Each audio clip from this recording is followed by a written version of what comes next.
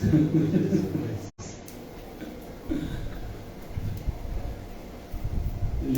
estava lembrando do irmão Paulinho, quando eu estava meditando hoje à tarde. Já começou. Começou. A derredor, nunca se esqueça disso. Que o lugar da gente ter alegria, né? É aqui.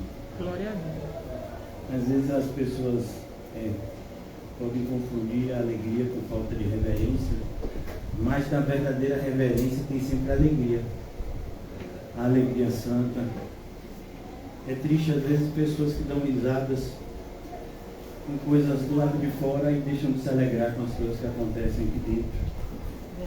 Nos ajuda a ter esse discernimento espiritual, que a verdadeira alegria esteja sempre nos nossos corações, de maneira santa. Vamos orar.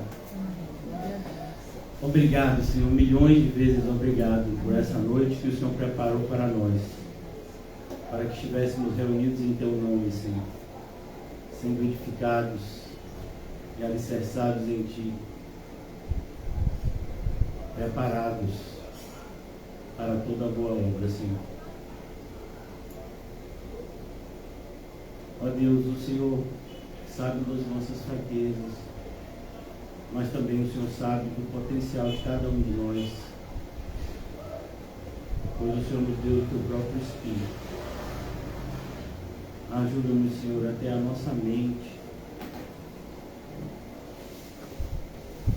transformada, para que possamos enxergar e discernir corretamente as coisas que nos rodeiam, as coisas que vemos. Assistimos nos últimos dias, Senhor, um terremoto que matou milhares de pessoas. Oramos, Senhor, por aquela localidade, sabendo que o Senhor está no controle de tudo e todos. Ajuda, Senhor, os Teus servos que estão naquele local. Ó Deus, que nessa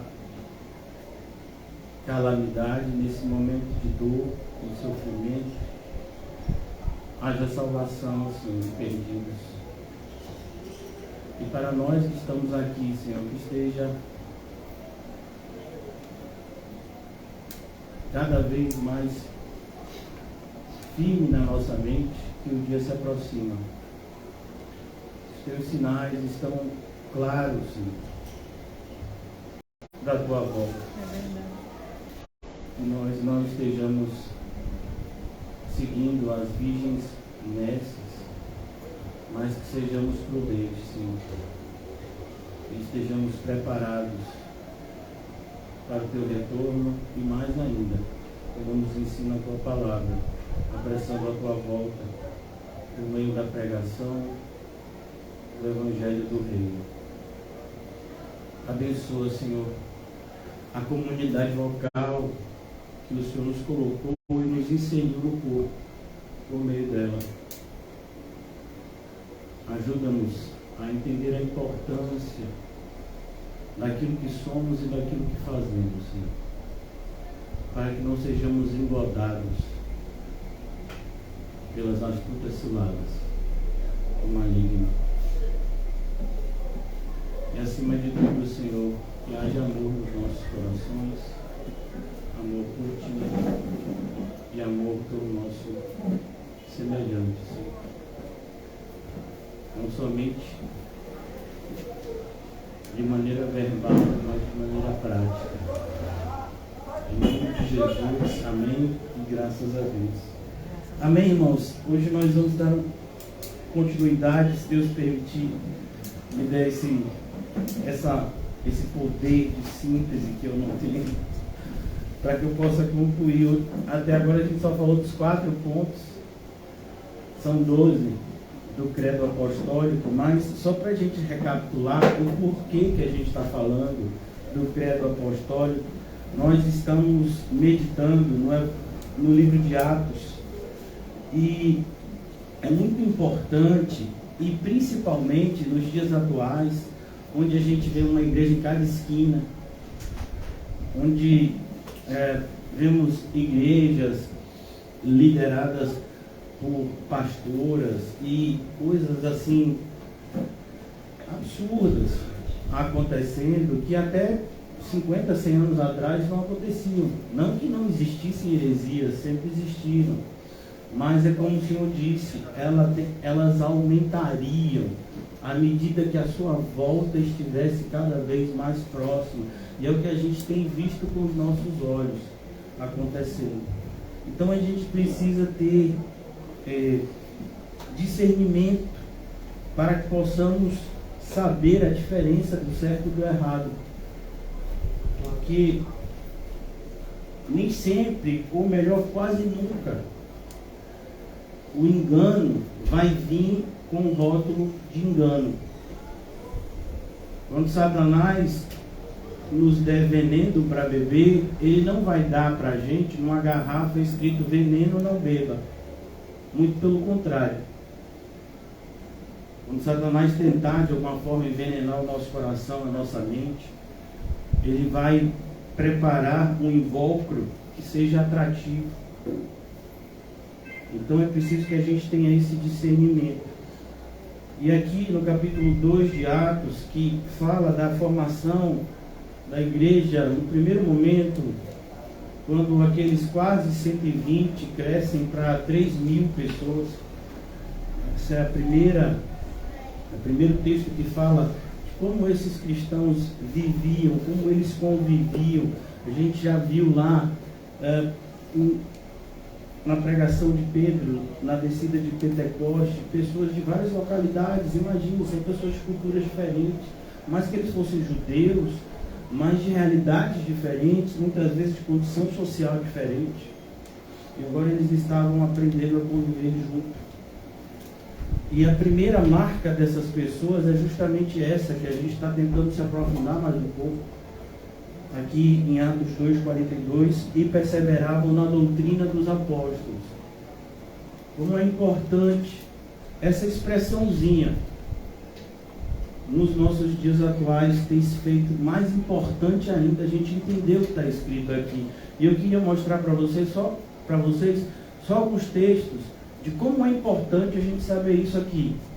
O porquê então a gente está estudando o Credo dos Apóstolos, que é a maneira mais concisa e assim, é a primeira confissão de fé, por assim dizer, da igreja, que segundo historiadores cristãos, alguns chegam a colocar século II, outros entre o século II e o século IV, mas assim, a primeira confissão de fé e a preocupação dos primeiros cristãos foi justamente de ter os elementos fundamentais da fé cristã colocados de maneira simples, porque como eu disse a vocês, grande parte dos cristãos na antiguidade eram analfabetos, pessoas pobres, que não tinham acesso ao que nós temos hoje, a leitura de um livro, a leitura da própria Bíblia. Então eles precisavam de algo assim que fosse simples, que eles pudessem ouvir repetidas vezes e assimilar aquilo, para que quando o engano chegasse, eles soubessem defender a fé. E olha que coisa, eu queria só convidar os irmãos a abrirem alguns textos para a gente ver a importância da palavra doutrina na vida do cristão. A gente, principalmente o Brasil, é um país muito influenciado pelo pentecostalismo, por esse movimento que começou no século passado. E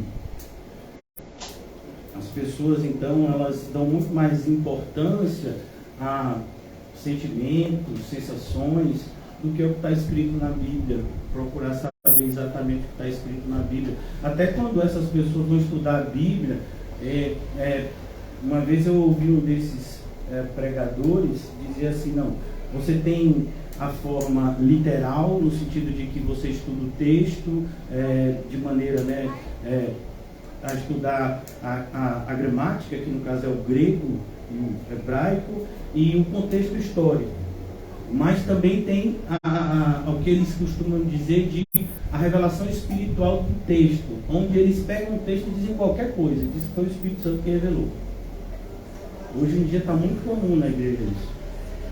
Então a gente precisa ter essa consciência da importância de ter a sã doutrina, uma expressão que é muito repetida na Bíblia. E olha que coisa, aqui, quando Paulo escreve a Timóteo, e é muito importante você entender o contexto também da carta de Timóteo, das duas cartas a Timóteo, porque assim, é um passar de bastão. O apóstolo Paulo está entendendo que o seu tempo aqui na terra está chegando no fim e que Timóteo iria continuar fazendo a obra de Deus, e vieram outros depois. Então, olha o que ele fala aqui a Timóteo, é como se ele estivesse passando o bastão para a gente também, porque hoje a igreja somos nós. Recentemente, eu acho que uma pessoa criticou, quando eu falei algo assim como a nossa congregação. Deixa eu lhe dizer uma coisa, se você não vê a igreja de Cristo como sua igreja, então você não é a igreja de Cristo. A igreja de Cristo é nossa. Se eu estou em Cristo, a igreja de Cristo é nossa. É por isso que Paulo vai dizer, segundo o meu evangelho. O evangelho de Paulo? Não, mas por que ele disse o meu evangelho? Por que esse pronome? Porque Paulo se sentia em Cristo. E tudo que é de Cristo é nosso, e tudo que é nosso é de Cristo. Essa ligação entre o corpo e o cabeça. Então, como é que uma pessoa pode se dizer igreja e não ter essa consciência? É a nossa igreja. A igreja que Cristo nos deu. Ah, não, mas quem somos nós? Realmente, nós não somos nada, mas Cristo quis que fôssemos. Aí eu vou dizer, quem somos nós para rejeitar o que Cristo nos deu? Então, cuidado. É por isso que é o perigo, né, de criticar por criticar. De não estudar, de não procurar entender o que está sendo falado. E é justamente a questão da doutrina que faz essa diferença. Porque até para você falar alguma coisa, o conselho que eu dou é, antes de você criticar algo, procure conhecer. Ontem, inclusive, a gente fez isso. A gente colocou um vídeo de alguns minutos mostrando o que acontece em algumas igrejas. Algumas cenas que a gente viu ontem, à noite, no vídeo, está acontecendo em igrejas aqui nesse bairro. Tem igrejas aqui nesse bairro que tem os mesmos costumes e os mesmos, entre aspas, cultos, da forma como a gente viu ontem. E muitas vezes a gente se escandaliza porque a gente não está acostumado. Imagine você, hoje, acostumado 2, 3 anos aqui a sentar, ouvir uma pregação, ouvir um louvor, tudo de maneira ordeira e decente. Entrar na igreja e estar lá um atabaque e todo mundo rodando e caindo. Como é que vai ser sua reação? Então, é isso que você quer? Então, você não sabe diferenciar uma coisa da outra? Então, devemos ter a sã doutrina. E aqui o apóstolo Paulo diz o perigo. Versículo, 2 de Timóteo, depois a gente vai lá para 1 Timóteo. Aqui é só uma introdução. 2 Timóteo 4, conjuro-te perante Deus e Cristo Jesus. Eu falei esse texto recentemente com os irmãos. Que há de vir julgar vivos e mortos. Isso está lá no credo apostólico que a gente está estudando. Pela manifestação da sua vinda e pelo seu reino. Por que a gente prega o reino? 2 Timóteo 4 e 2. Prega a palavra. Então o que a gente prega? A palavra de Deus. Insta, ou seja, em momentos que foi preparado para isso, como o estudo bíblico, que a gente tem até uma plaquinha com os horários. Então, a pessoa sabe que nesse horário, nesse local, tem um estudo bíblico. Ou mesmo fora de tempo. De repente terminou o estudo, são 10 horas da noite, a gente está aqui conversando, como é de costume, e chega alguém e diz, não entendo esses aspectos aqui, a gente fala. Ah, mas o culto foi mais cedo, mas a pessoa chegou aqui, vamos falar. Quer seja oportuno, quer não. Corrige, repreende, exorta com toda a humanidade e o quê? Doutrina. Mas que doutrina é essa? Aquela de lá. A doutrina dos apóstolos. Eles perseveravam na doutrina dos apóstolos. E essa palavra doutrina nada mais é do que conjunto de ensinos. Então, o que Jesus ensinou e os apóstolos, então, passaram para os primeiros cristãos. Pelo contrário, pois haverá um tempo, versículo 3, 2 Timóteo 4, 3, pois haverá um tempo em que não suportarão, percebeu? Então você tem a doutrina correta e você tem a doutrina falsa. Então, o tempo que já começou, não suportarão a doutrina errada? Não, a sã doutrina. Então, não suportarão a sã doutrina. O que é que uma pessoa que não suporta a sã doutrina faz? Pelo contrário, cercar-se-ão de mestres. Quem são esses mestres? São os falsos mestres que usam o nome de Jesus segundo as suas próprias cobiças, como que sentindo coceira nos ouvidos, e se recusarão a dar ouvido à verdade. O que acontece quando uma pessoa não quer essa doutrina?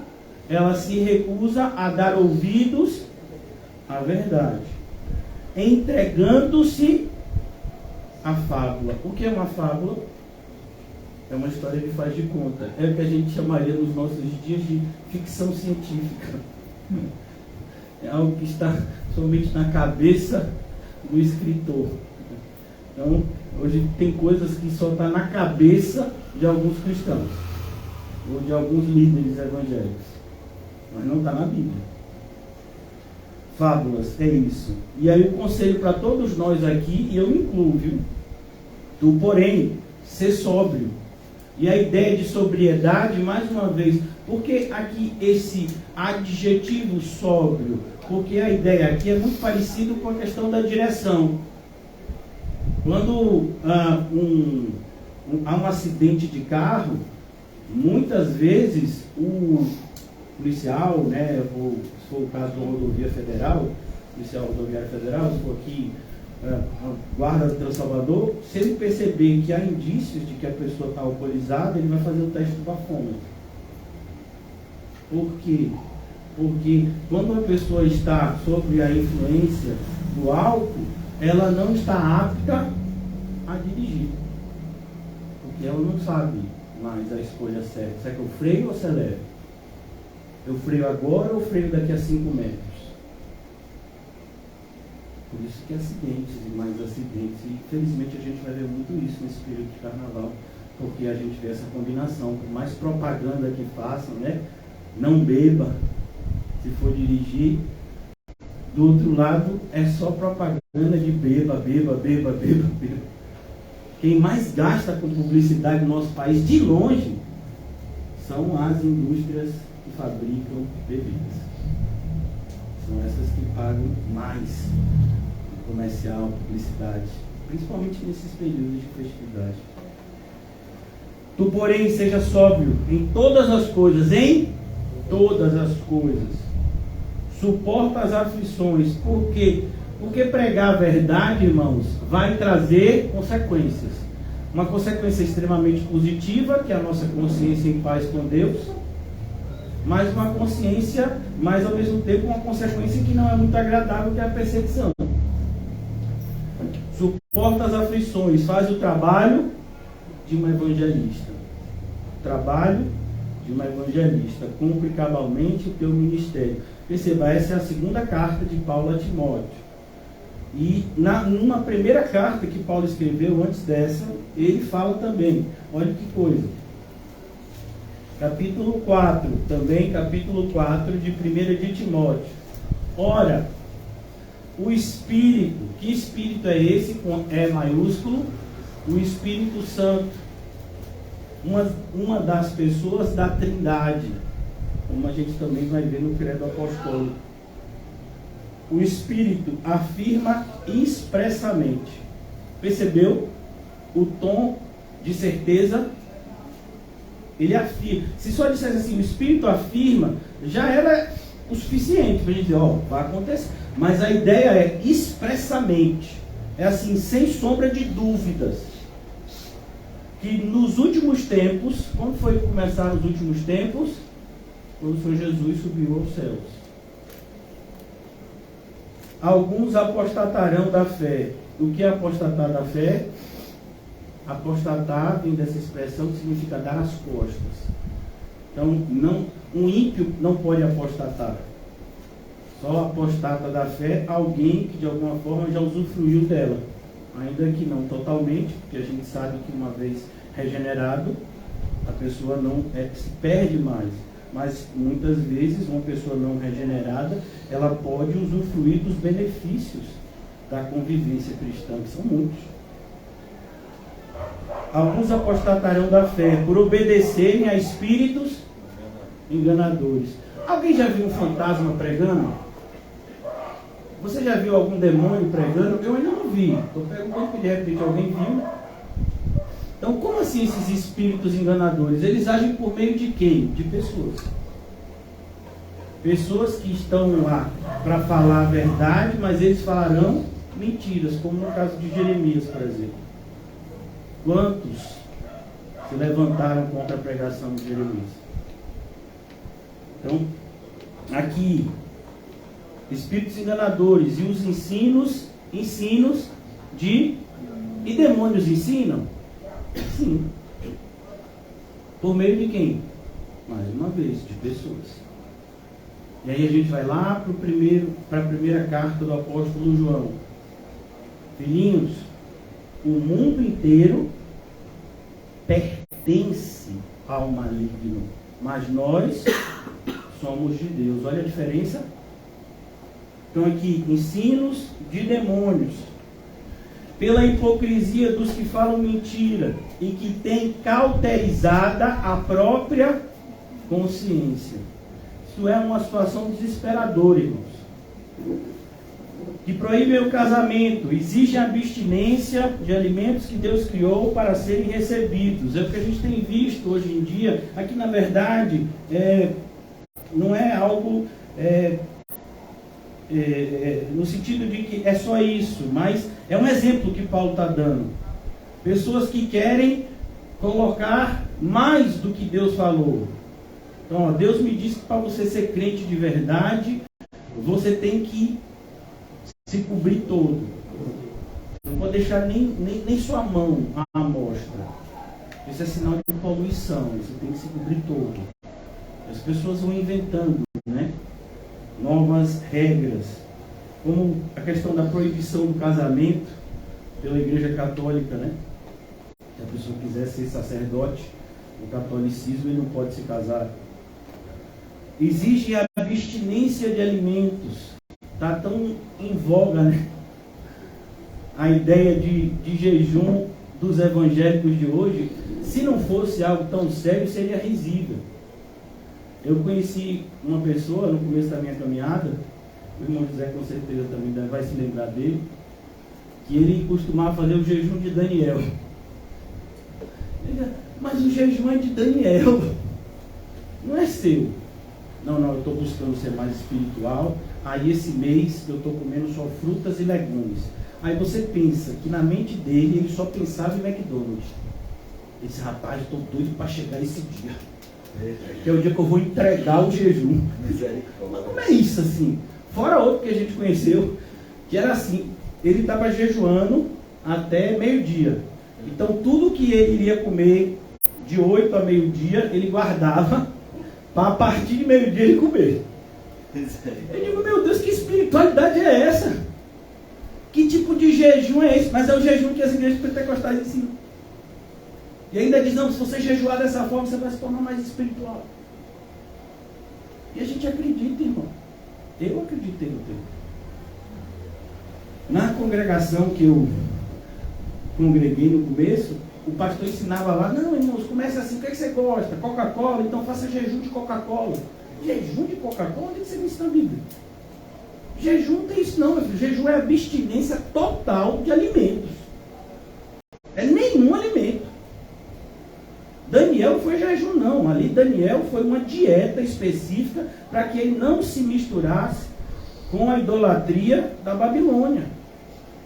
Então é outra coisa, mas as pessoas pervertem textos para justificar mentiras, fábulas, como a gente viu lá. Então a gente tem visto isso hoje. Não, deixe de fazer isso e aí Deus vai te dar aquilo. Não, não é assim que funciona.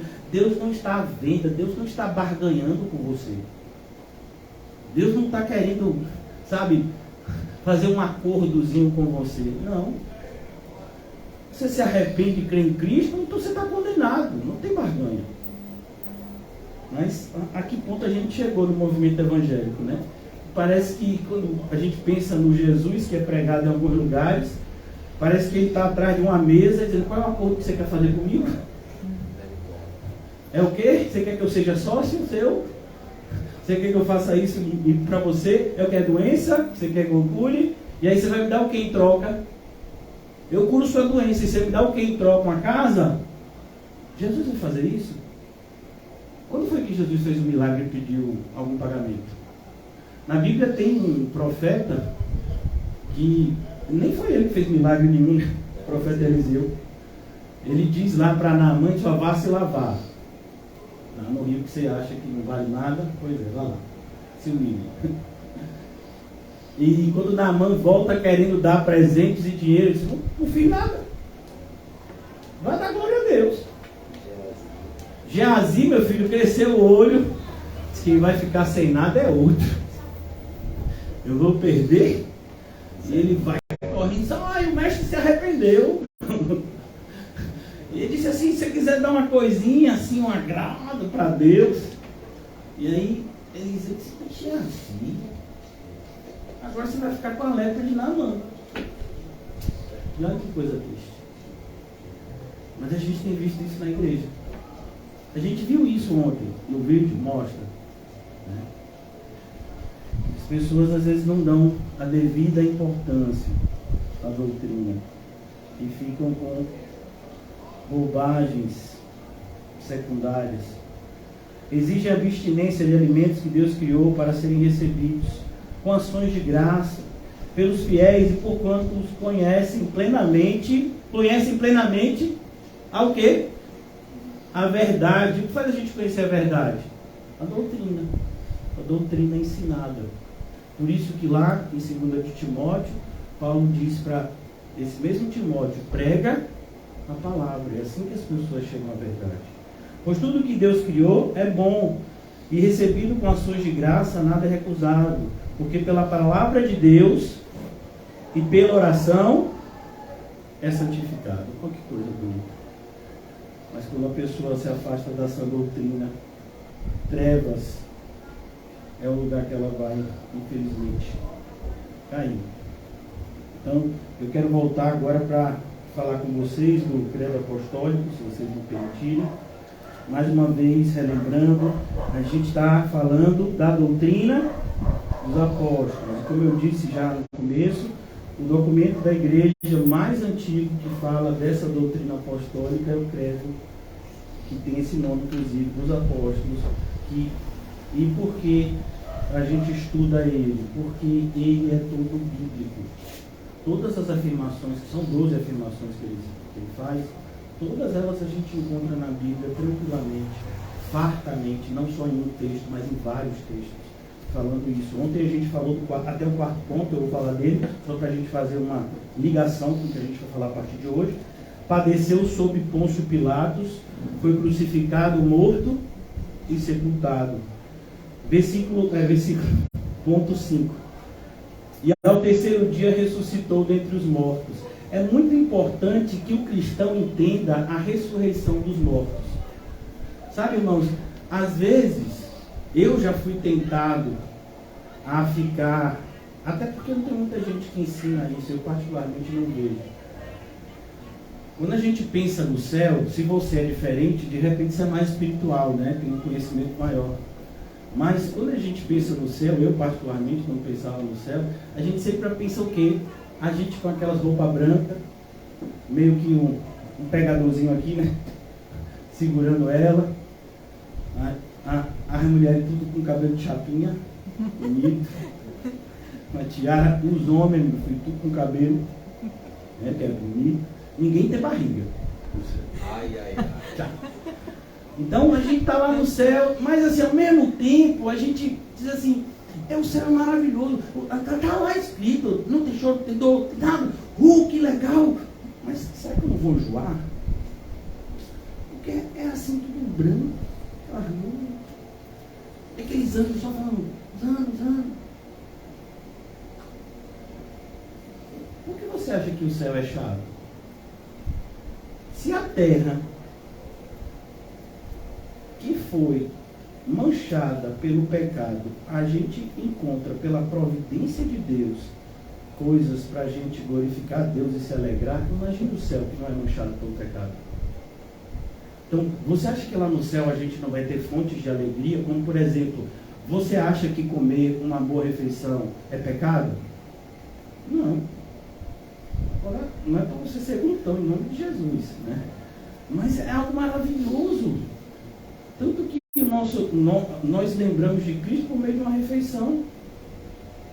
Imagine, você acha que uma celebração é algo pecaminoso? Não, pecaminoso é o carnaval. Mas, por exemplo, a festividade da Páscoa é pecaminoso? Não. Quantas vezes Jesus celebrou a Páscoa? A festividade do Pentecostes no Antigo Testamento. Os cristãos que celebram semanalmente a Cristo, não tem nada de pecado aqui, irmão. Celebrar. O céu é um lugar de alegria. E não ache que você vai ficar lá no céu só dormindo, sem fazer nada. Por quê? Porque Deus não criou ninguém com inutilidade. Muito pelo contrário, se aqui na terra Ele nos dá o que fazer, mesmo a gente sendo imperfeito, imagine quando a gente for glorificado. É porque muitas vezes a gente não quer nem pensar nisso, porque pensar dói. Tem que funcionar, né? E a gente já pensa em tantas coisas no dia a dia, que roupa eu vou usar, né? Que corte de cabelo eu faço, eu como o quê? Então às vezes a gente não quer pensar nas coisas espirituais, mas é tão maravilhoso pensar nelas. Então vai ser muito demais o céu. Sabe, a consciência que você vai ter lá no céu.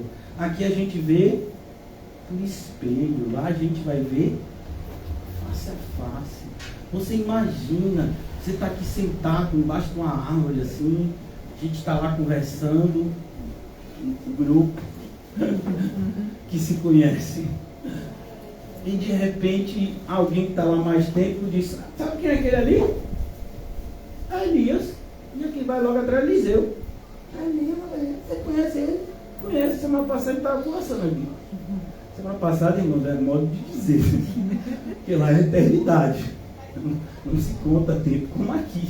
Estou só fazendo uma analogia. Então lá a gente vai ter uma consciência, e o principal é a gente estar aqui, e aí a gente olha para o lado, é Jesus. Glória a Deus. Chamando você pelo nome. Oh, Deus. Já pensou? Glória a Jesus. Jesus só me conhece. Quem acha que te salvou, meu filho? Você faltou os estudos bíblicos?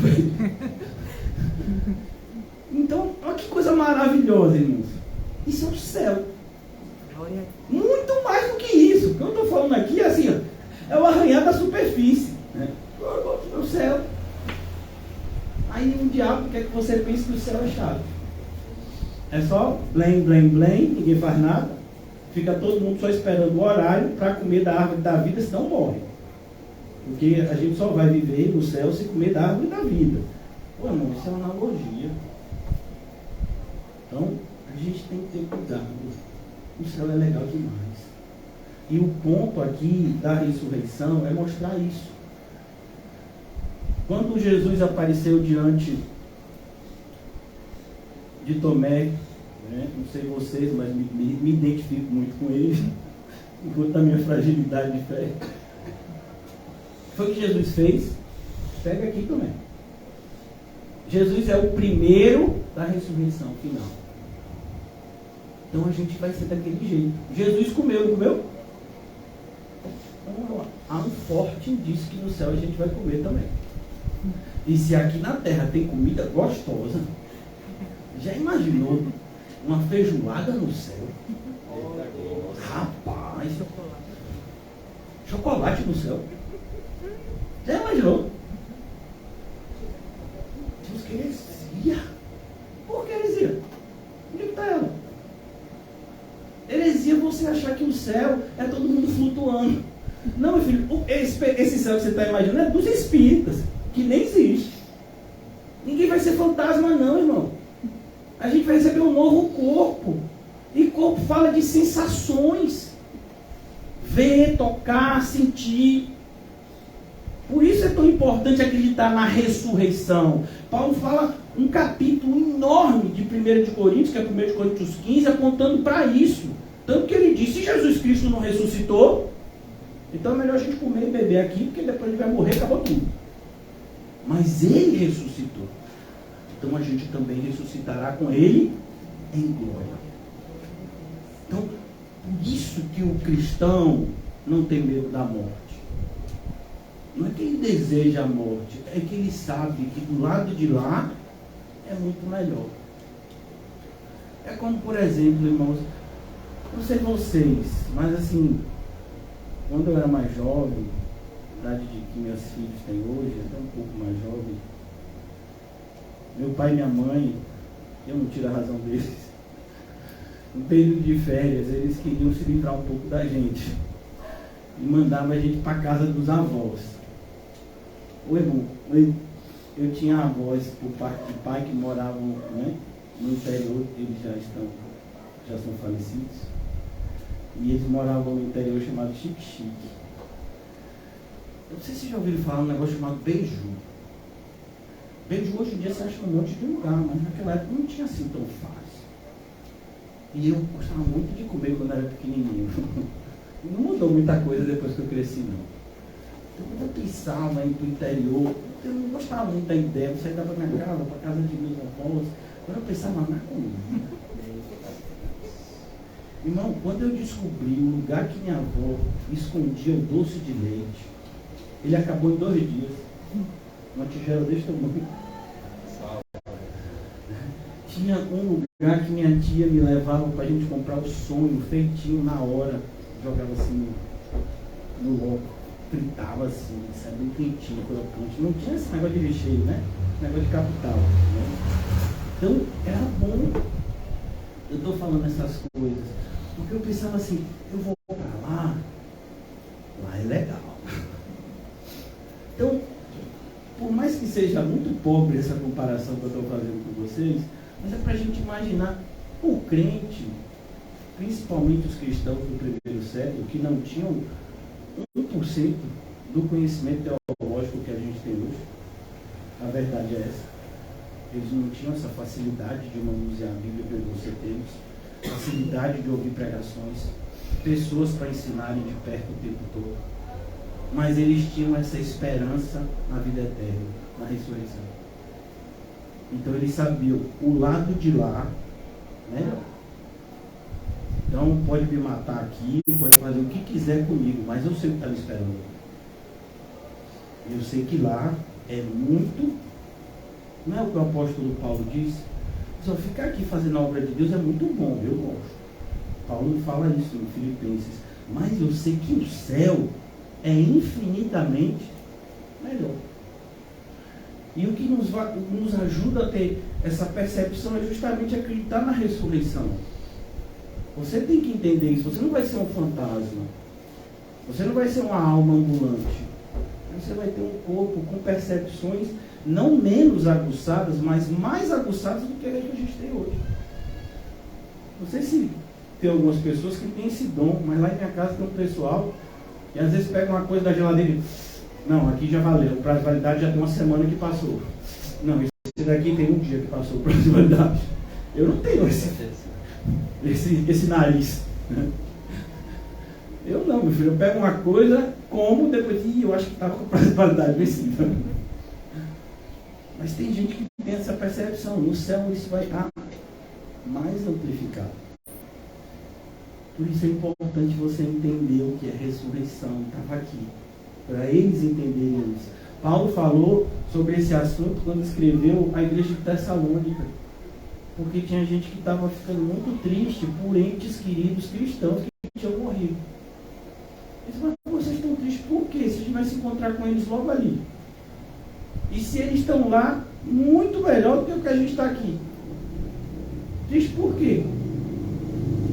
Então, padeceu. ao terceiro dia ressuscitou dentre os mortos. Isso vai acontecer com você e comigo. A ressurreição de Cristo, ela está vinculada à nossa. A Bíblia mostra isso em vários textos. Por isso que a gente olha para a ressurreição de Cristo e a gente vê a nossa própria ressurreição naquele grande dia, em glória. O ponto 6 do Credo dos Apóstolos fala: subiu ao céu.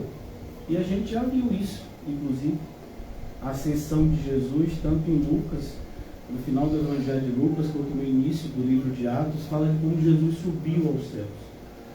E aí, mais adiante em Atos, a gente vai ver Jesus no céu, no martírio de Estevão. Quando Estevão está sendo apedrejado, o que ele vê? O céu se abrindo e Jesus à destra do Pai, em pé. Ele vê isso. Aqui, registrado no livro de Atos. Se Deus permitir, a gente vai chegar lá. Então, ele subiu ao céu, ele está assentado à direita de Deus Pai, e aqui eles repetem a mesma expressão, Todo-Poderoso. Olha, irmãos, a gente vive numa época assim, cheia de tecnologia, né? Principalmente na questão da engenharia civil. Então, existem formas de se construir hoje, onde se constrói muito mais rápido, com durabilidade maior. Mas isso não evitou os danos que aconteceram, acho que foi ontem, né? O terremoto? Ou foi anteontem? Não meio desatualizado. Mas esses dias, esse terremoto que aconteceu lá naquela região, lá, acho que do Oriente Médio, ali, pela Turquia, né? Síria, porque diz que foi um raio bem grande, né? O foco foi, acho que na Turquia, sim, mas ele se espalhou muito. E mais de 5 mil mortos. 10 mil agora. Já 10 mil, imagina. Que coisa! Quem contava com isso? Quem imaginava que isso ia acontecer? Acordou e disse: não, acho que hoje vai ter um terremoto. Milhares vão morrer. E o mais impactante, pessoas pobres, pessoas ricas, todo mundo sofreu com essa calamidade, está sofrendo ainda, porque eles, pelo menos foi numa reportagem que eu vi antes de vir para cá, dizendo como eles estão correndo contra o tempo, porque se demorar muito, essas pessoas que ainda estão vivas, né, debaixo dos escombros, elas podem vir a morrer por conta do frio e uma série de outras coisas. Então, Jesus não disse que isso aconteceria? Disse ou não disse? Disse. E está acontecendo. E a gente está fazendo o quê? Guerras, rumores de guerra. Que a gente vivenciou no nosso país. Eu estou falando nem da guerra da Ucrânia, que a Ucrânia não entrou em guerra, né, mas da Rússia com a Ucrânia. Estou falando do nosso país. Há poucos dias estava todo mundo assim meio que apreensivo com a questão de ter um golpe de Estado ou não. No nosso país. Pessoas apreensivas. Será que vai acontecer? Então, Jesus disse: é isso mesmo. A gente está vendo esses sinais tão perto da gente, mas eu acho que está tão perto que parece que a gente não quer ver. Não é para a gente temer os sinais. Jesus disse: não fique com medo disso não. É para vocês se prepararem. É como, por exemplo, irmãos, as crianças que já começaram as aulas. Na minha época tinha algo, acho que agora não, vocês são modernos, né? Na minha época tinha algo chamado despertador. Ele tocava assim. Depois que veio aquele despertador mais chique, já tinha uns 15 anos, que ele fazia tudo. Aí você dava um tapinha em cima dele e ele parava. Mas assim, mais antigo é que ele ficava. Então, despertador não é para você ficar com medo da hora, não. É para você se preparar para o que você tem que fazer. Sim ou não? Sim.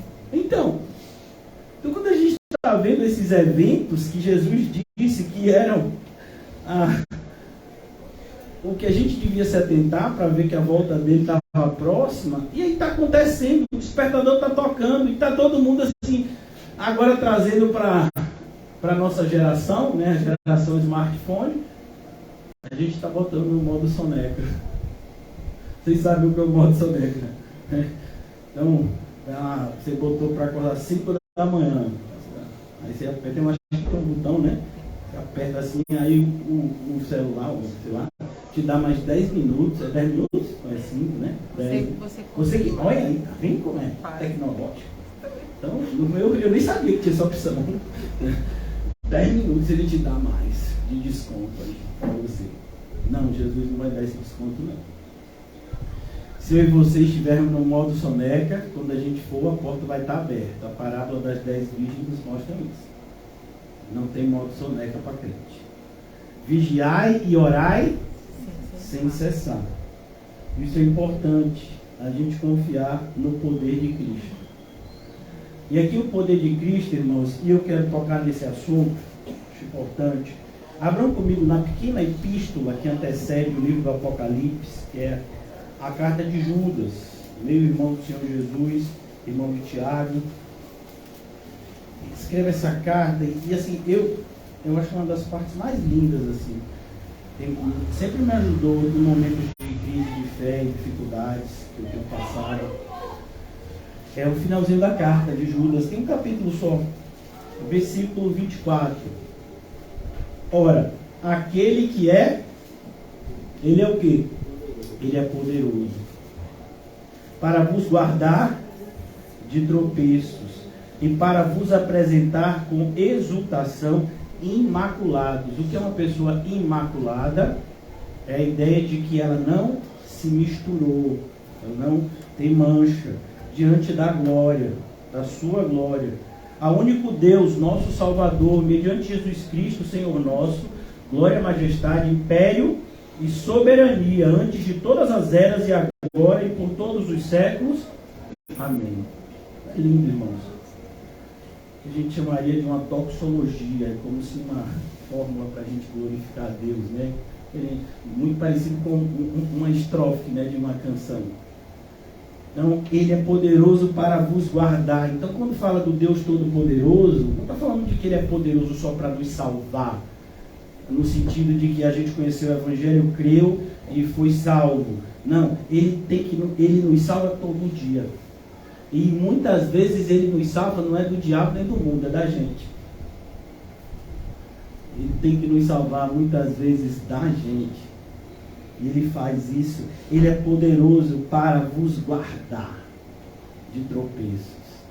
Acho bonito como ele fez isso com o apóstolo Paulo. O apóstolo Paulo queria descer para pregar na Ásia, para o interior da Ásia. E o Espírito do Senhor não deixou. E aí depois ele disse, não, tá bom, esse lado da Ásia eu não vou para o outro lado. O Espírito de Cristo ele não deixou. Pregar o Evangelho. Não, mas não é aqui. Quero que você vá para Macedônia, é lá na Europa. Então, ele é poderoso para nos guardar de tropeços. Esse é o Deus que a gente crê. Por isso a gente fala aqui, nessa confissão de fé, ele subiu ao céu. E está sentado à direita de Deus Pai Todo-Poderoso. E o 7º ponto da confissão de fé aqui. De onde virá para julgar os vivos e os mortos. Então, irmãos, é por isso que a gente não pode estou procurando uma palavra para ficar mais fácil, para ficar menos ofensivo de dizer. A gente não pode aceitar e nem se juntar com pessoas que querem pregar um evangelho diluído, um evangelho inofensivo, um evangelho de açúcar. Alguns anos atrás eu estava assistindo a pregação do pastor, agora já é falecido, um pastor dos Estados Unidos, e ele dizia da queixa. Ele pastoreava uma igreja que na sua grande maioria era formada por idosos, pessoas mais velhas. E ele disse que ele estava conversando com uma dessas senhoras, cristã há bastante tempo, e ela dizendo para ele que estava muito chateada, porque ela tinha ido em uma conferência, eu acho, e o pastor fez de tudo para transformar Jesus em uma espécie de leão sem garras. Então é o que a nossa sociedade quer, um Jesus inofensivo. A gente viu isso ontem também, em uma das heresias. Um Jesus que aceita tudo que a gente faz e que não vai se importar com isso. Você pode nem acreditar nele, ele te salva do mesmo jeito. Mas que Jesus é esse? Porque não pode ser o da Bíblia, porque o da Bíblia diz, ou você está comigo ou você não está. Só vou ler aqui com os irmãos, e eu acho isso interessante, porque está justo no capítulo que muitos gostam de falar, um versículo para deturpar, que é João 3. Vamos lá rapidinho, João 3.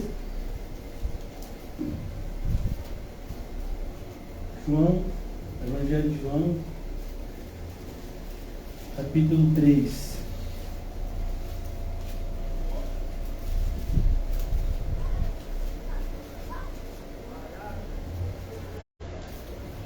Aí tem o versículo que todo mundo ama, né? Eu também amo, viu? Porque está na Bíblia, eu amo todo o texto. Porque Deus amou o mundo de tal maneira que deu seu Filho unigênito para que todo aquele que nele crê não pereça, mas tenha. Aí acaba aqui. Eu acho que o Evangelho de João só tem isso.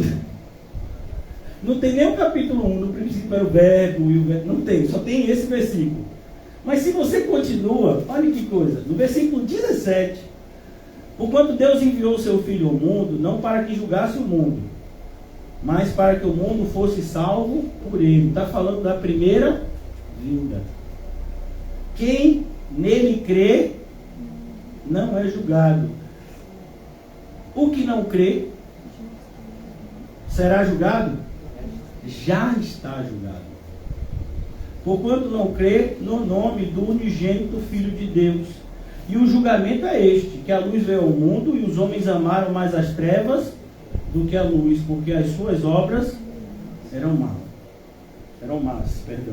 Pois todo aquele que pratica o mal aborrece a luz e não chega para a luz, a fim de não serem arguídas as suas obras. Percebeu porque tem muitos que se dizem igreja ou dizem-se cristão e não querem fazer parte da igreja? No sentido de que assim, a minha vida é minha, ninguém se meta. Então você não é igreja se você pensa assim. A gente até pode chegar, o credo vai falar disso e a gente, se Deus permitir, vai falar disso também quando estiver estudando mais ainda o capítulo 2 de Atos. Comunhão. Comunhão significa comum, união. Então a igreja nos une. Então as nossas vidas agora, elas se entrelaçam. Os seus problemas são meus, as suas alegrias são minhas. Isso é ser igreja, é ser família na fé. Qualquer coisa menor que isso não é igreja. Pode ser até maior do que isso, com certeza é, mas não menor. Quem pratica a verdade aproxima-se da luz. Ó, quem pratica a verdade. Então, uma pessoa que quer ser santo, um santo que está sendo santificado cada vez mais, à medida que ele é exortado, corrigido, ele se alegra. É como a sensação de uma pessoa que estava com um tumor e é removido o tumor. Essa pessoa vai ofender o médico ou vai agradecer? Uma pessoa que... Alguém aqui já teve dor de dente ou sou eu? Dor de dente é um negócio, viu? Então, quando você está com aquela dor de dente e vem o dentista, extrai o dente, você agradece ou você... devolva meu dente que estava doendo, estava tão bom a dor. Então, olha que coisa. Quem pratica a verdade aproxima-se da luz, a fim de que suas obras sejam manifestas, porque feitas em Deus. Mas olha, o que esse capítulo... Olha como se encerra o capítulo.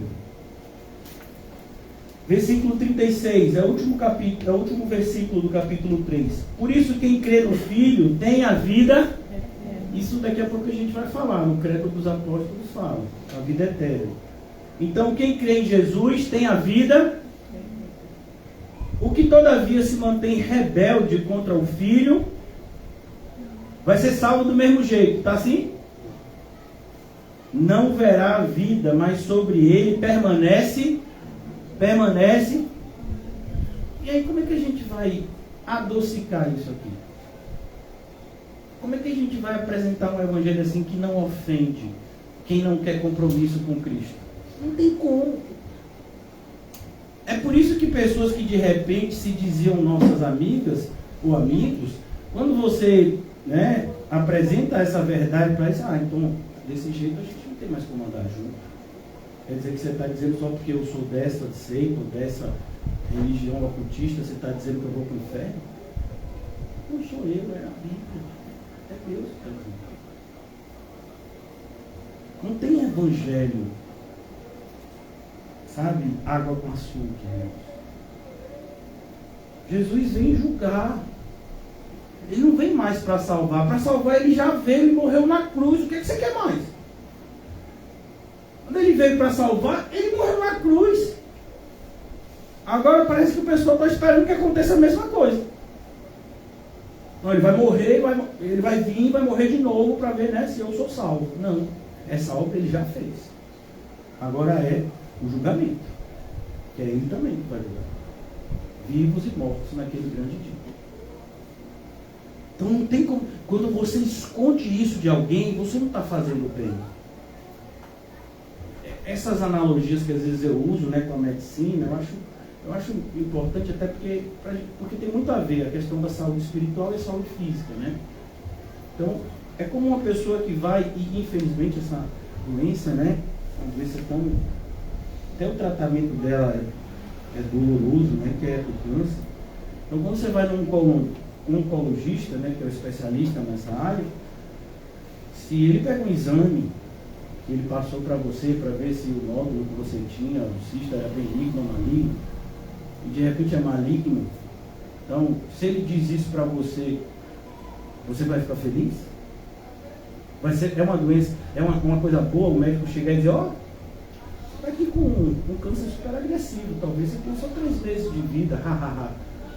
Eu creio que nenhum médico mais sensível do mundo vai fazer isso. Mas e se ele não fizer isso? Então é melhor mentir? Eu não vou dar essa informação porque sabe como é, né? Eu não quero ser portador de má notícia. Eu não quero que essa pessoa tenha essa memória de mim. Então assim, você bem dizer o que está acontecendo aqui, procure outro. Por quê? Porque tem gente que está fazendo isso. Então quer dizer que se eu continuar vivendo desse jeito eu vou para o inferno? Aí tem aqueles que, não sei, porque assim, né? Só quem sabe quem vai, quem fica é Deus. E vem cá, e a palavra é para quê? Isso aqui é enfeite? Isso aqui é peso de papel para vocês? O que foi que a gente leu aqui em João 3,36? Quem crê é salvo. E quem não crê está condenado. A ira de Deus está sobre ele. Você quer mais o que para dizer? É essa autoridade que Jesus deixou para os seus discípulos. Mas parece que a gente não quer, porque assim, falar isso é desagradável. Ontem, assim, uma das mentiras que a gente viu ontem, uma pastora, não existe pastora, né? Mas essa é pastora e ainda é homossexual, casada com uma cantora. Ela era da Assembleia de Deus, essa Lana Holder. Ela era da Assembleia de Deus, se envolveu com uma cantora lá da Assembleia de Deus também. E as duas se casaram e fundaram uma igreja, né? Com foco no público, né, homoafetivo. E ela dizendo assim, como é difícil para mim ser uma pastora homossexual no Brasil legalista. Difícil para ela? Num país onde tem parada gay? Num país onde você liga a televisão, só se fala de direito LGBTQ, mais Y, não sei o quê. Difícil. Onde você liga a televisão e 90% do pessoal que está lá é ligado a esse tipo de inclinação. Que dificuldade que essa mulher tem? Difícil é pregar o evangelho para a gente. Que tem que dizer para a pessoa que ama, que tem que dizer para a pessoa da rua, olhe, se você continuar nessa atitude, você vai para o inferno. Isso é difícil. Então a dificuldade é em pregar a verdade. Por isso que muitos começam até pregando, mas depois, se eu continuar fazendo isso, ninguém mais vai querer me ouvir. E aí começa a querer colocar um pouquinho de açúcar. Mas não pode, a gente é o sal. A gente não tem nada de açúcar. Então, Jesus vem para julgar, irmãos. E ele vai julgar. Mateus 25, eu não vou Eu achei que eu ia concluir hoje, né? Que ousadia. Mateus 25, só para a gente... Eu não vou fazer uma exposição aqui em Mateus 25, mas só para a gente entender a parte finalzinha de Mateus 25. Jesus fala, Jesus está falando do juízo, né? Desde a parábola das virgens néscias, Jesus está falando de juízo, Mateus 25. E olha como ele diz aqui, versículo 45, é a parte que fala do grande julgamento. Então lhes responderá: em verdade vos digo, sempre que o deixastes de fazer a um destes mais pequeninos, a mim o deixastes de fazer. Olha o que diz o versículo 46. E vai todo mundo para o céu. Está assim? Não. Irão estes para o castigo eterno, porém os justos para a vida eterna. Percebeu? São dois caminhos que levam as pessoas a dois destinos completamente diferentes. Mas existe uma filosofia maligna, que inclusive é uma filosofia que muita gente nem sabe que domina a sua vida, mas domina mesmo assim, que é a filosofia do pragmatismo, que ela é definida pela seguinte frase, né? Os fins justificam os meios. E isso tem sido praticado muito na igreja evangélica, no movimento evangélico, no sentido de que o importante é trazer a pessoa para Jesus. Não importa se a gente vai ter que mentir para ela. Mas como assim? Trazer para Jesus? Se você está dizendo que vai trazer para Jesus com mentira, nem você está em Jesus.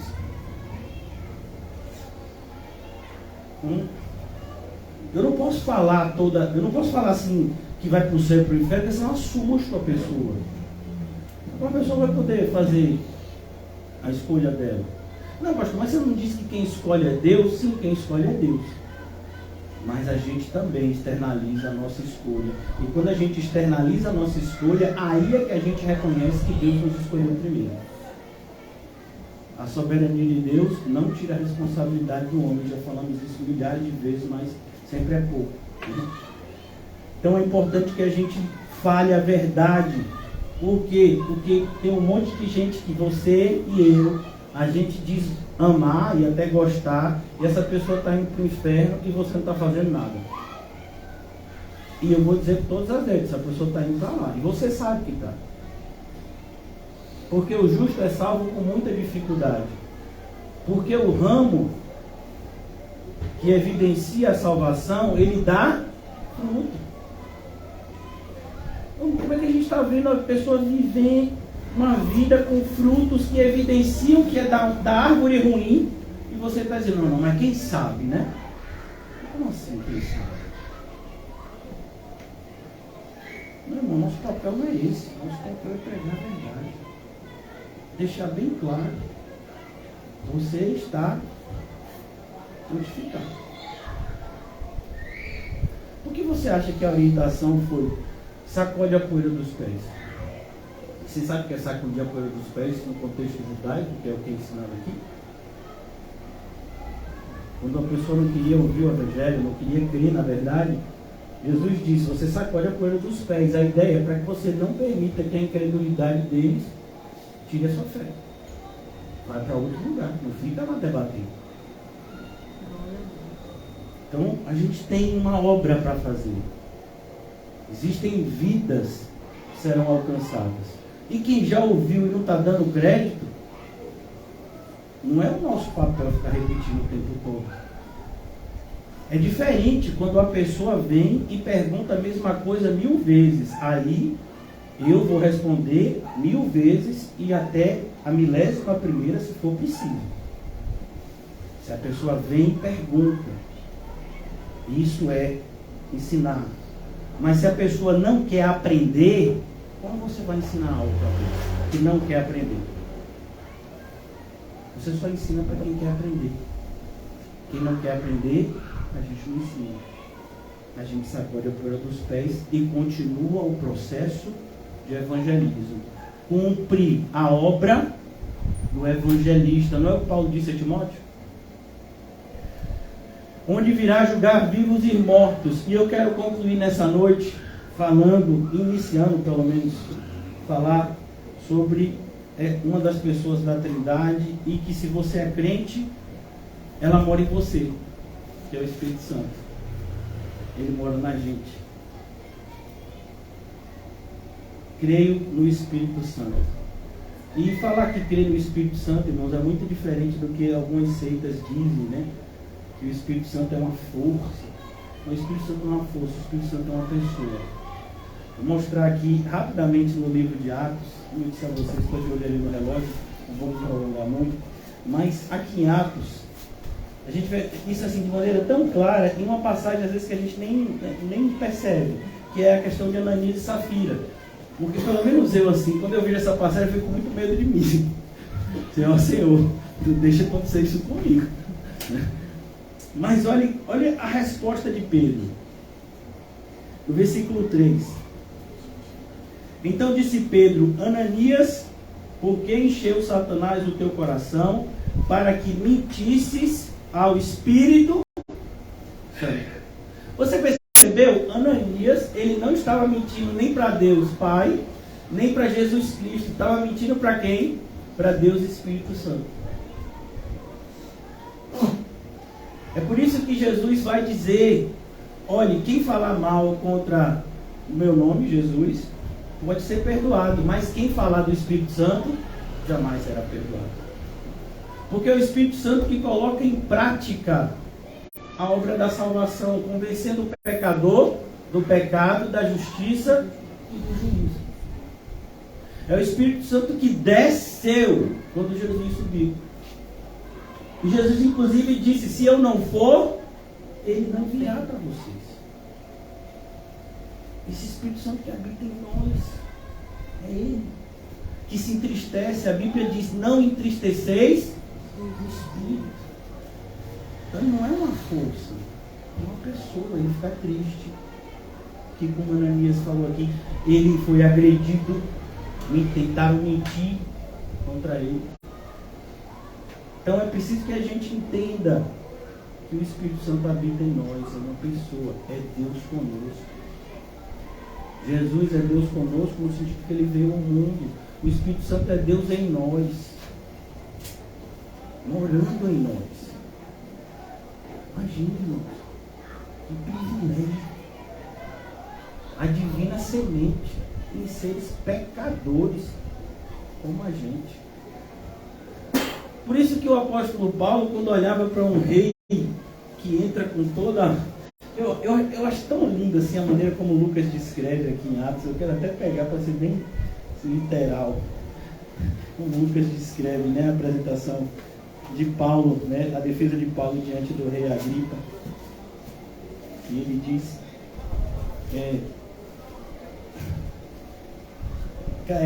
Atos 26.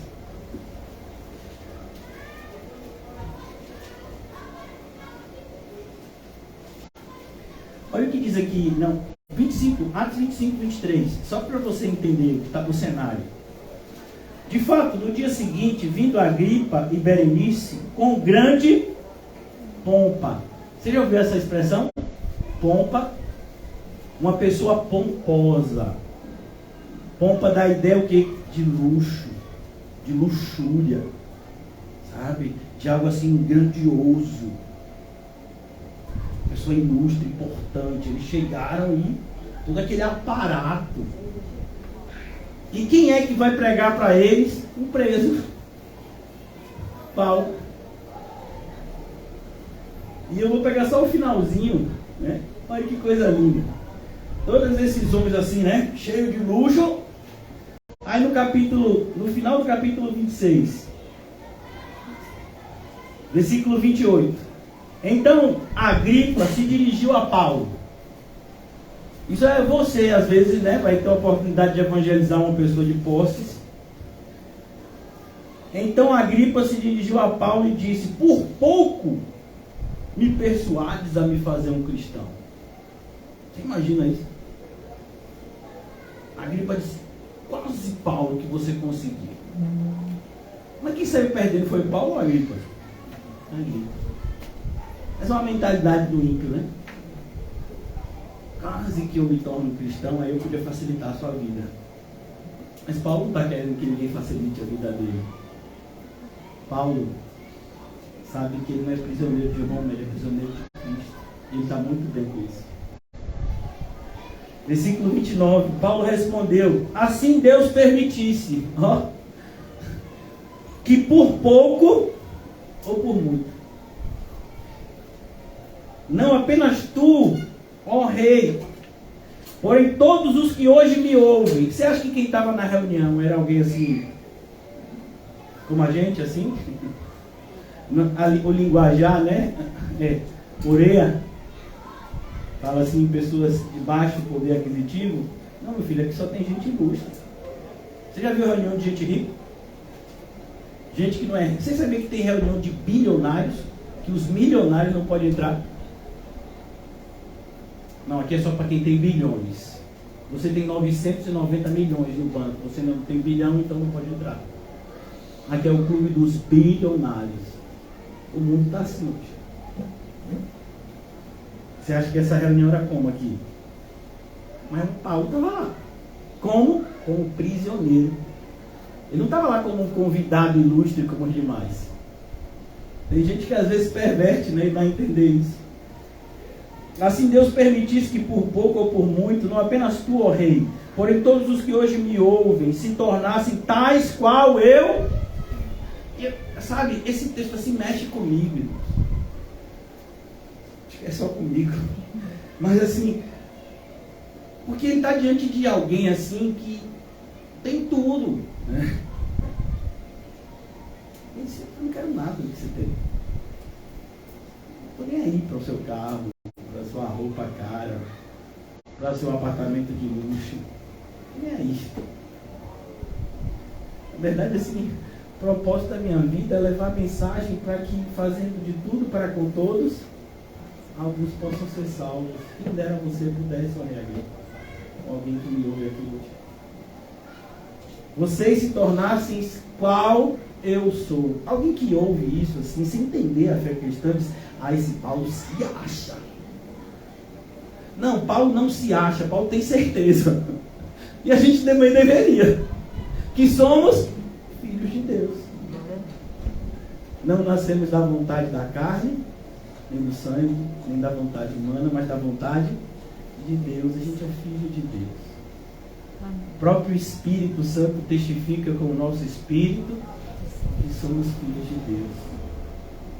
E Paulo está dizendo aqui, como filho de Deus, não tem nada, Rei Agripa, que você possa me oferecer. Mas eu te ofereço o Evangelho para salvar a sua vida, se você crer. Exceto estas cadeias. E aí Paulo diz: nem todo cristão tem o chamado de ser preso como eu sou. Mas vai ter que carregar uma cruz.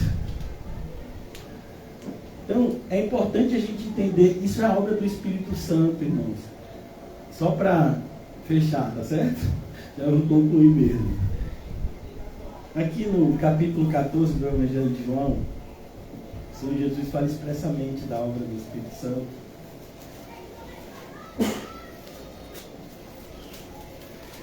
Versículo 16, João 14, 16. Eu rogarei ao Pai e Ele vos dará outro Consolador. Essa expressão, né? A expressão paráclito, tanto que a doutrina na igreja, assim, nos seminários que estudam o Espírito Santo, né? Essa pessoa da Trindade. Eu não gosto muito, porque algumas pessoas dizem até a nível de organização, né? O Pai seria a primeira pessoa da Trindade, o Filho a segunda, o Espírito Santo a terceira. Mas o perigo, às vezes, é que quando você fala assim, a terceira pessoa da Trindade, dá uma ideia de hierarquia. E não tem hierarquia na Trindade. Os três são um só Deus. E eles são um só. De maneira que todos os atributos de um também são do outro. Então não tem hierarquia entre eles. E eu rogarei ao Pai, e Ele vos enviará, ou Ele vos dará outro Consolador. Essa palavra do grego é a palavra paráclito. E ela é ajudador. Às vezes também essa palavra pode ser usada como advogado, mas a ideia aqui do texto, né, é ajudador. Ele nos ajuda em quê? Em tudo que precisamos de ajuda, principalmente na fé da gente, que é tão falha, a fim de que esteja para sempre convosco. Então a promessa é que o Espírito Santo esteja para sempre. É por isso que Jesus conta a parábola da casa vazia, que o demônio sai e volta com mais 7. Por quê? Porque aquela casa vazia é a pessoa que aparenta ser crente, mas nunca recebeu o Espírito Santo.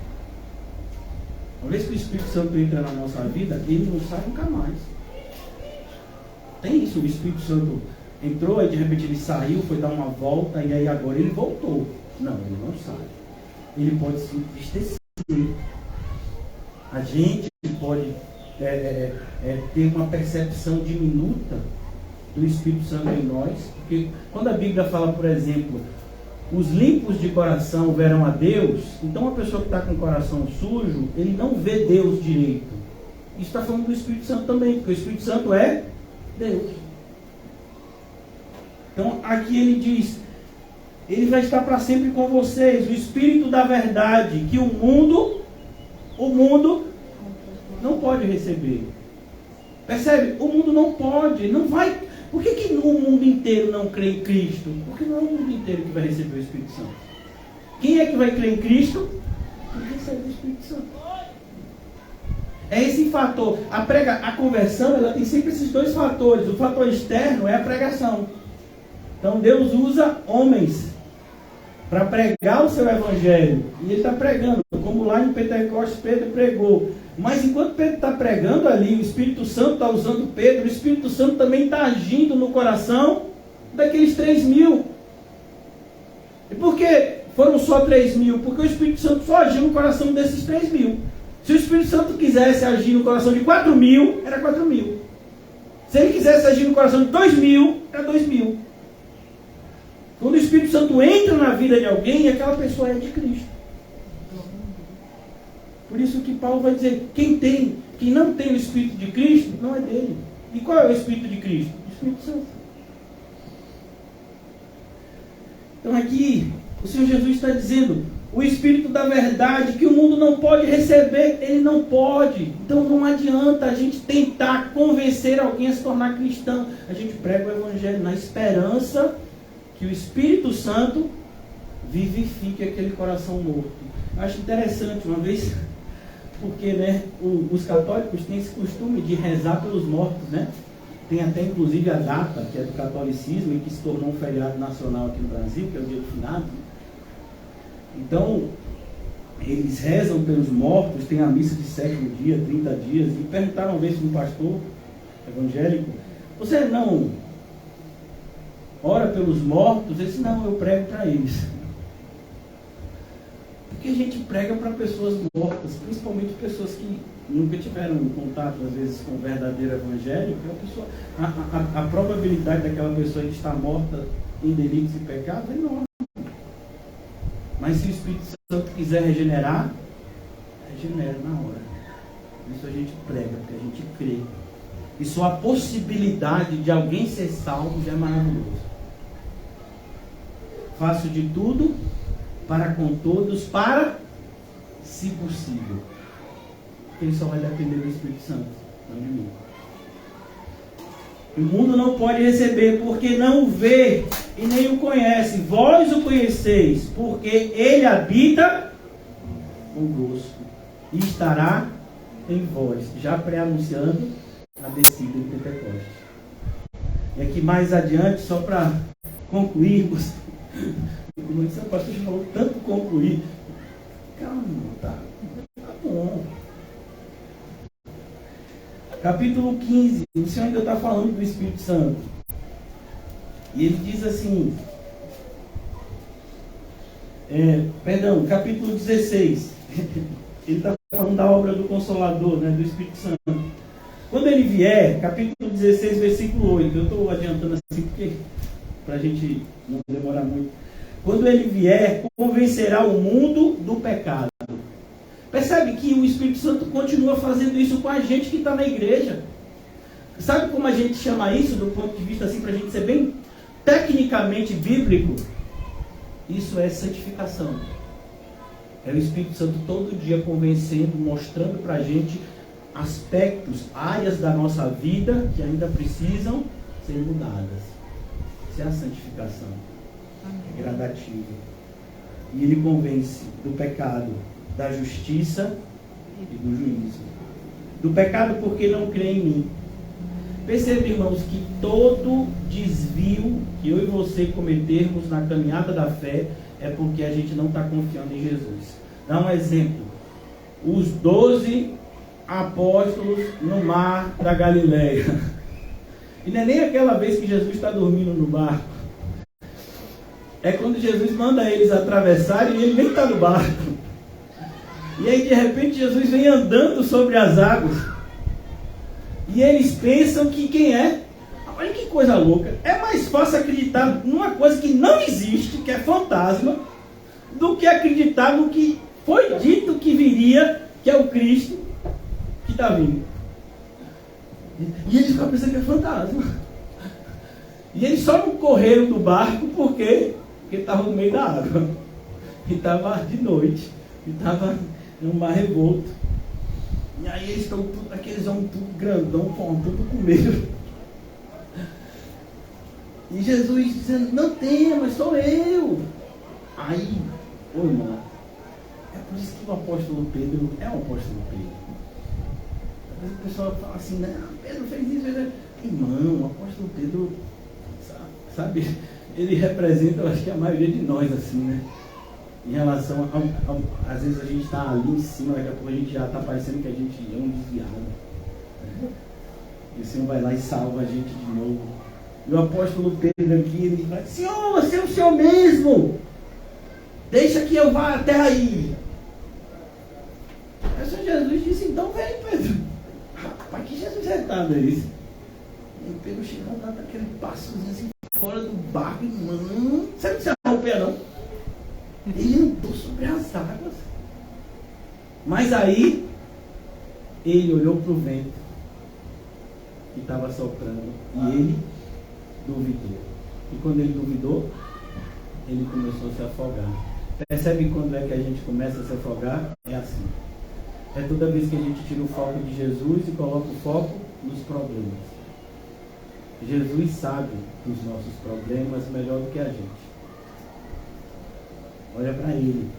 Viu, Nizam? Para mim. Pecado porque não crê em mim. Na justiça porque eu vou para o Pai. Não me vereis mais. Quem é que está aqui com a gente testificando de Cristo o tempo todo? O Espírito Santo. Do juízo porque o príncipe deste mundo já está julgado. Tenha muito que vos dizer ainda, mas vós não podeis suportar agora. Quando vier, porém, o Espírito da verdade, ele vos guiará a toda verdade. Percebe, irmãos, como é uma incongruência uma pessoa dizer que tem o Espírito Santo e permanecer a vida inteira no engano. Uma coisa é você começar, como eu creio que muitos de nós podemos ter esse tipo de experiência, a gente começa meio confuso como uma criança, não sabendo discernir certas coisas. Mas à medida que a gente vai crescendo, a gente vai sabendo diferenciar o que é salgado, o que é doce, o que é sujo, o que é limpo, o que é escuro, o que é claro, o que é algo que vai nos machucar e o que é algo que vai nos beneficiar. À medida que a gente vai crescendo, a gente vai tendo esse discernimento. Então é o Espírito Santo que faz isso. Ele vai nos guiando por toda a verdade. Porque não falará por si mesmo. Percebe? O Espírito Santo nunca busca glorificar o Espírito Santo. Mas dirá tudo o que tiver ouvido e vos anunciará todas as coisas que hão de vir. Então quando a gente falou essa noite, por exemplo, que a volta de Cristo está próxima, porque a gente fala isso porque o Espírito Santo nos lembra por meio de Mateus 24, Lucas 21, Marcos 13 e tantos outros textos da Bíblia que mostram como vai ser o momento em que Jesus estiver voltando. Versículo 14. E ele me glorificará. Percebe? O Espírito Santo glorificará a Cristo. Porque há de receber o que é meu e vos há de anunciar. Tudo quanto o Pai tem é meu, e por isso é que vos disse que há de receber o que é meu e vos há de anunciar. E eu quero concluir, pastor, de novo. Mas agora é sério, viu? Versículo 33, desse mesmo capítulo 16. Nem precisa abrir outro lugar. E eu não vou mais falar de nenhum outro ponto. A gente vai ficar aqui hoje, creio no Espírito Santo. É o ponto 8, faltam 4. E aí quando a gente falar o 12º, eu vou fazer um resumo, tá certo? Se Deus permitir. Versículo 33. Estas coisas, João 16. É porque eu quero falar isso, porque eu quero sair em paz aqui essa noite com vocês também. Eu creio que todos nós chegamos aqui como em várias outras reuniões, cheio de problemas. Amém. Nem todo problema é fruto de pecado. Às vezes são problemas que o próprio Deus colocou na nossa vida para edificação. E vai dizer isso é o Espírito Santo. E se for de pecado, é confessar, se arrepender, e Deus perdoa. Versículo 33. Estas coisas vos tenho dito para que tenhais paz em mim. Então, irmãos, eu e você, a gente não precisa que o nosso problema acabe. A gente só precisa acreditar e receber a paz de Cristo que excede o entendimento. O cristão, ele só precisa crer nisso. Quando o cristão crê, os problemas desaparecem. Não no sentido de que o problema cessa, mas o problema deixa de nos afetar.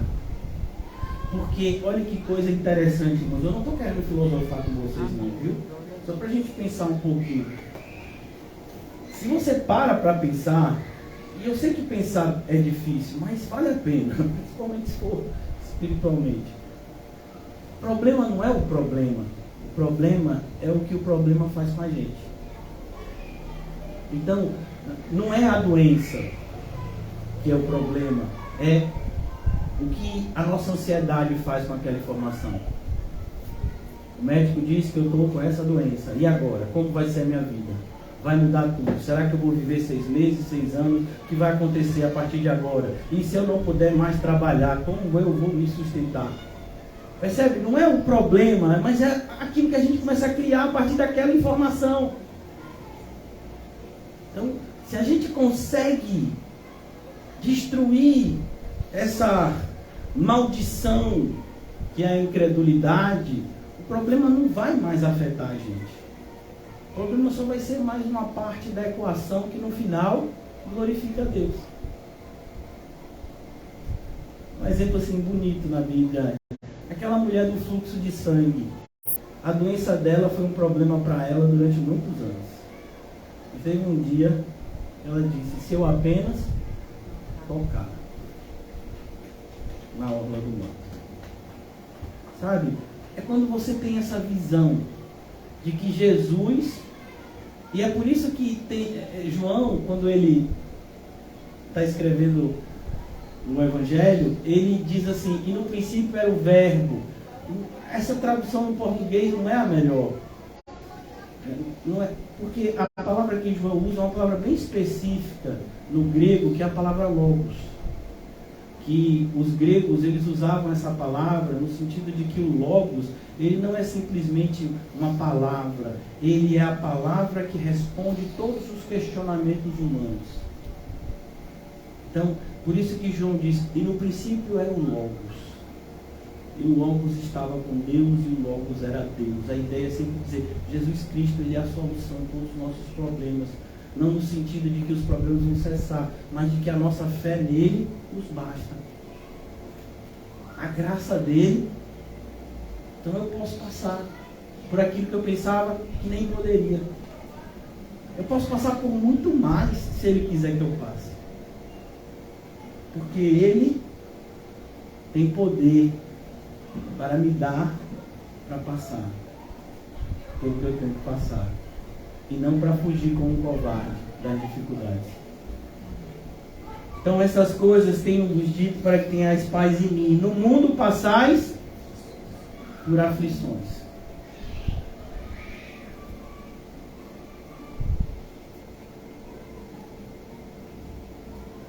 Quando você liga no noticiário e a gente ouve o que a gente ouve, principalmente no cenário econômico. Vai aumentar isso, vai aumentar aquilo. A gente fica preocupado. Quando a gente soube, né, da questão do Covid, como tudo que gerou, né? Então, se alguém diz, né, depois do carnaval vai acontecer uma pandemia tão grande quanto a do Covid. O mundo é isso. Aflição. Mas a gente não tem por que se desesperar, pelo contrário. Qual é a palavra de Jesus para a gente? Mas tem de bom ânimo. Mas como Jesus? Nas aflições? Nelas. Porque eu estou com vocês. Aí a gente fica olhando assim, né? Por que a Bíblia diz? Davi era um homem segundo o coração de Deus. Se Davi adulterou, pecou. A gente gosta muito de olhar para os defeitos das pessoas. E a gente faz isso até com os personagens da Bíblia. Mas e as coisas que Deus fez por meio de Davi? A gente não vê, não? Como Davi se arrependia, como Davi glorificava a Deus, como Davi demonstrava amor por Deus e confiança inabalável. Quando Davi escreve o Salmo 23, ainda que eu passe pelo vale da sombra da morte, não temerei. Não temerei mal algum, porque o Senhor está comigo. É o que o Senhor Jesus está dizendo aqui. Tenha um bom ânimo. Eu sei o que vocês estão passando, mas faz parte do roteiro. Eu venci o mundo. Vou fechar até a Bíblia para os irmãos dizerem, acabou.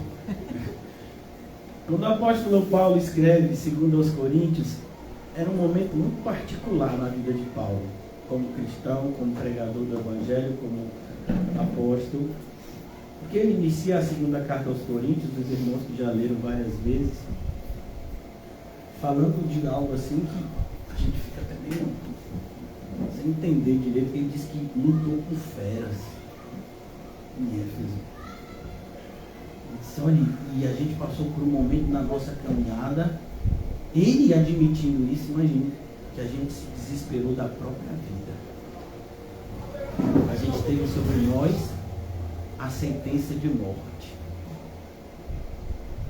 Aí o apóstolo Paulo disse, mas aí eu me lembrei que o meu Deus ressuscita mortos.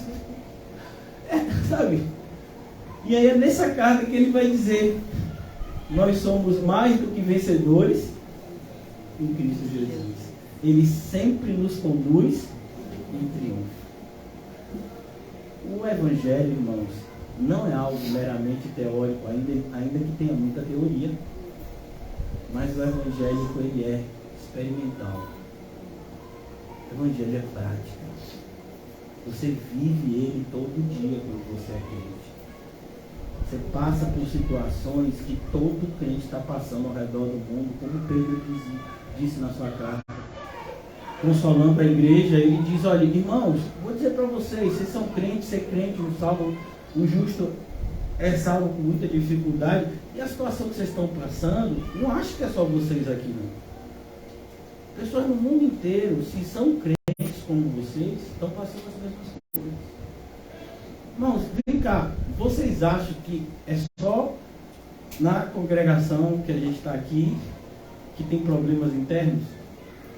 Então você nunca leu Filipenses, né? Peço a Evódia e Cinti que pensem concordantemente no Senhor. Então, é assim, irmãos, o Evangelho é dificuldade dentro e fora. Você acha que é só a gente que tem problema financeiro? Por que você acha que o apóstolo Paulo escreveu a Timóteo dizendo assim, se você tem o que vestir e o que comer, esteja... Pô, irmão, isso é para mim. Vocês não, são mais espirituais que eu, aleluia. Creio nisso. Mas a gente fica feliz quando tem o que vestir e o que comer? Não, a gente pensa logo o quê? E a luz?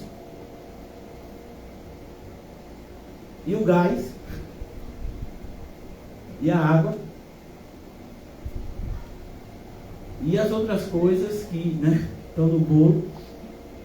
Mas ele disse, não, o que vestir, o que comer, fique contente. Eu estou contente, né? Mas o quê?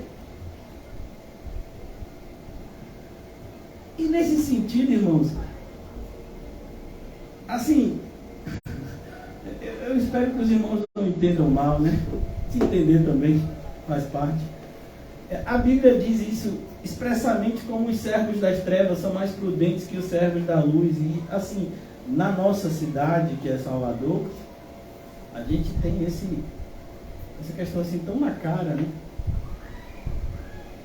As pessoas, elas vão literalmente se matar em 7 dias de festividades. Você acha que elas estão achando ruim? Não, elas estão achando ruim porque só são 7 dias. Elas querem mais. Quando termina a festa, qual é o sentimento que as pessoas participaram? Oh, acabou. Mas ano que vem tem mais. Mal sabendo que às vezes muito vai morrer que não vai ter nem ano que vem. E a gente às vezes vem para a igreja e não tem 1/10 da alegria de que está indo para o circuito do carnaval. Eu acho isso inadmissível. E assim, pessoas que às vezes cobram alegria, mas não demonstram. Ô, irmão, aí é fraude. Porque você só pode falar daquilo que você tem. A transformação começa em nós. Sede imitadores de Cristo, como eu sou. Sede meus imitadores, como eu sou de Cristo. Sabe? As pessoas têm que ver a luz em você e em mim. Uma das maiores evidências, eu estava falando de Davi, justamente era como Davi se alegrava na presença de Deus. Qual é o salmo que a gente sempre bota para chamar os irmãos para a igreja? Alegrei-me quando fui chamado a ir à casa de Deus. Aí a pessoa bota esse versículo e está lá. Estava lá, poxa, de novo. Mas já teve domingo, já teve segunda. Graças a Deus não tem quarta e quinta. Ufa, já lindo. Mas sexta vai ter de novo. E eu estava com a esperança que no carnaval a gente tivesse, ó, férias. E o pastor já disse que não, ele entende que de noite é ruim, mas vamos botar de manhã. Cara, veja, eu querendo ver se no carnaval, ó, tirar um soninho. Não, já de 10 da manhã. Mas não tem o que fazer não. Então, a alegria do Senhor é a nossa força. Estou falando para mim, viu? Em primeiro lugar, estou precisando muito dessa força. E a gente só vai encontrar em Cristo. E Ele está aqui. Glória a Deus. Está mesmo. E se você crê nele, Ele está dentro de você. Você vai sair daqui, você vai orar hoje de noite, antes de dormir. E você vai ter uma sensação maravilhosa. Eu não sou profeta não, viu, irmão, de ficar vendo o futuro. Mas é a Bíblia, viu? Que me autoriza a falar desse jeito. Você pode chegar em seu quarto, dobrar seu joelho, fechar seu olhinho. Você não precisa nem estar sozinho. Tem gente que dorme com, né, outras pessoas, filho, irmão, pai. Aí fecha o seu olhinho lá. E você tem aquela convicção que Jesus está aqui comigo.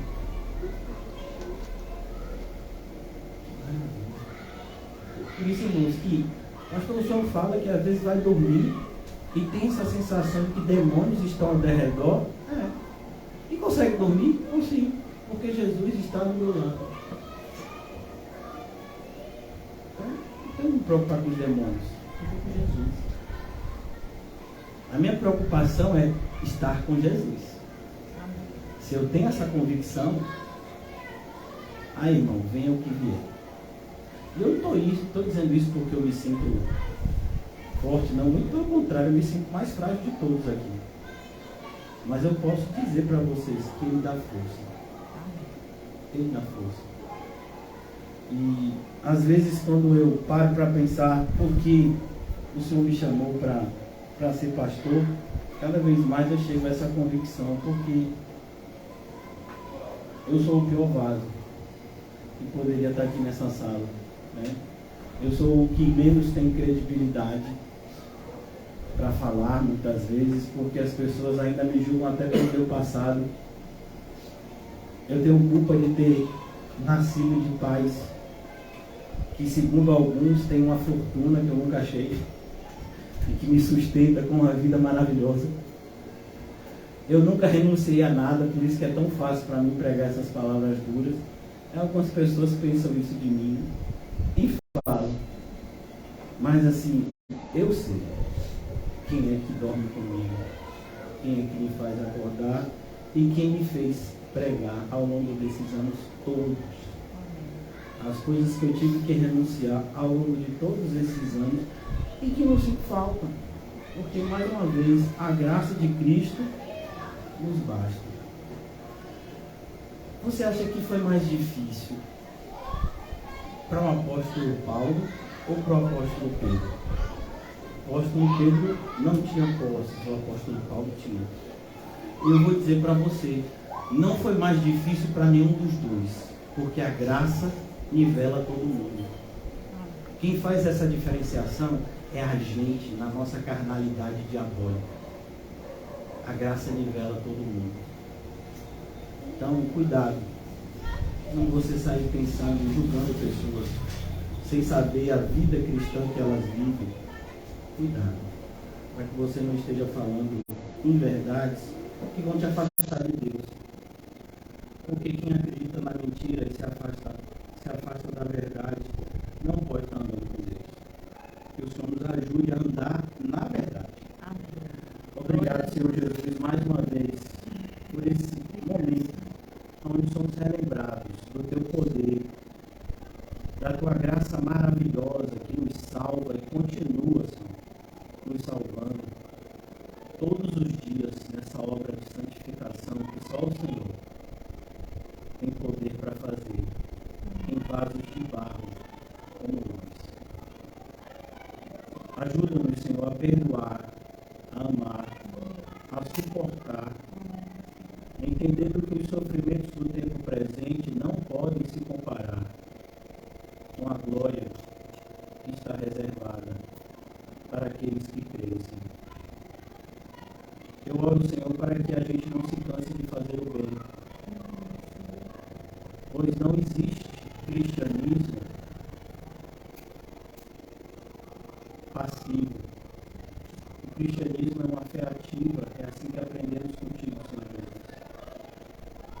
Então que a gente não venha, Senhor, a amornar, que a gente não venha a se esfriar e a perder o primeiro amor, mas que pelo contrário, Senhor, tenhamos os nossos corações aquecidos e olhando para Ti, Senhor Jesus, que é o autor e consumador da nossa fé, possamos correr e completar a carreira que nos está proposta, entendendo que nós não estamos lutando contra a carne e sangue,